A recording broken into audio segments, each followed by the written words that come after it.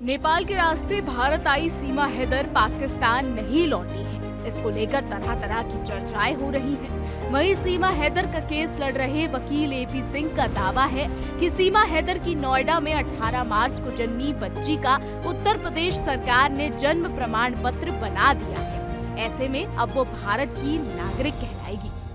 आगे बढ़ने से पहले चलिए आइए आपको सुनवाते हैं कि एपी सिंह ने और क्या कहा। सीमा जब पाकिस्तान में थी, उसका तलाक हुआ, उसके बाद वो अपने पिता के यहाँ आई। पिता की मौत के बाद सचिन से दोस्ती हुई। सचिन से दोस्ती के बाद उसने इस पाकिस्तान में रहते हुए सनातन धर्म ग्रहण किया। फिर नेपाल आई। नेपाल में सनातन धर्म के अनुसार विवाह किया।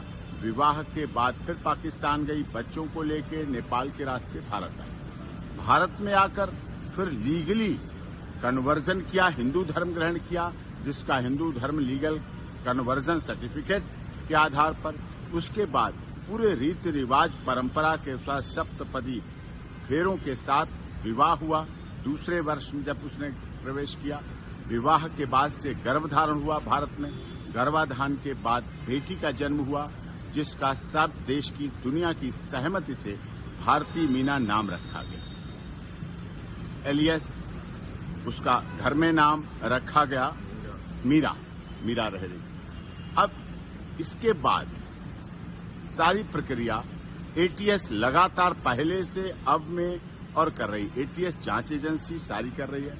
पुलिस की निगरानी अब भी पहले भी शुरू से अब तक है। उत्तर प्रदेश पुलिस माननीय न्यायालय के आदेश पर सीमा सचिन मीना के घर, अपने पति के घर ससुराल में रह रही है, जो कि भारत में जन्म लिया, भारत का रहने वाला भारतीय है। देश के महामहिम राष्ट्रपति जी के यहाँ उसकी याचिका लंबित है। सारे ओरिजिनल डॉक्यूमेंट जो पाकिस्तान से लाई थी सब सीमा के एटीएस के पास है, जांच कर रही है। सीमा अपने ससुराल और अस्पताल के अलावा आज तक कहीं नहीं गई।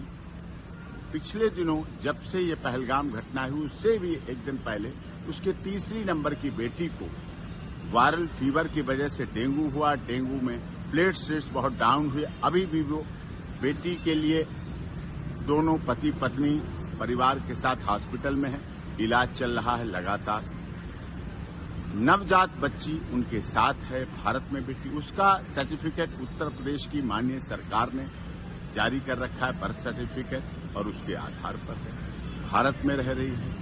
उससे इसने पहलगाम की घटना, जो दुखद घटना है, उससे इसका जोड़ना बिल्कुल गलत है। जो लोग आलोचनावश ऐसा जोड़ रहे हैं, उसकी स्थिति को देखें। भारत की अब बहू है, मीना समाज की सम्मान है और रघुपुरा में रह रही है। देश की सरकार का, माननीय उत्तर प्रदेश की योगी आदित्यनाथ जी की सरकार का, केंद्र सरकार का सदैव उसने पालन किया है। एटीएस की तमाम जांच में सदैव भाग लिया है। पूरी जांच प्रक्रिया चल रही है, चली है। उसमें कहीं कोई उसको गलत और उस तरह से कुछ भी अब तक कोई कुछ नहीं मिले हैं। इसलिए उसके साथ उस घटना से न जोड़कर उसके साथ सिंपैथेटिक, जियो जीने दो, हमदर्दी, मानवतावादी, मानवाधिकारों की रक्षा करने की बात होनी चाहिए और इस पर अमल होना चाहिए। बताते चले कि पाकिस्तान के सिंध प्रांत की रहने वाली सीमा हैदर की कहानी किसी फिल्मी स्क्रिप्ट से कम नहीं है। वो भारत की ही नहीं, विदेशी मीडिया में भी कई दिनों तक सुर्खियों में बनी रही। साल 2019 में पबजी गेम खेलते वक्त उसकी जान पहचान भारत के सचिन मीना से हुई। दोस्ती कब प्यार में बदली, खुद सीमा को भी पता नहीं चला। फिर 2023 में सीमा ने पाकिस्तान छोड़ने का फैसला कर लिया। नेपाल के रास्ते वो अपने 4 बच्चों के साथ अवैध रूप से भारत आ गई। भारत आने के बाद वो उत्तर प्रदेश के गौतम बुद्ध नगर जिले के रघुपुरा इलाके में सचिन मीना के साथ रहने लगी। यहाँ दोनों ने हिंदू रीति रिवाजों से शादी कर ली। इस रिश्ते को आगे बढ़ाते हुए हाल ही में सीमा ने एक बेटी को जन्म दिया, जिसका नाम भारती मीना रखा गया है।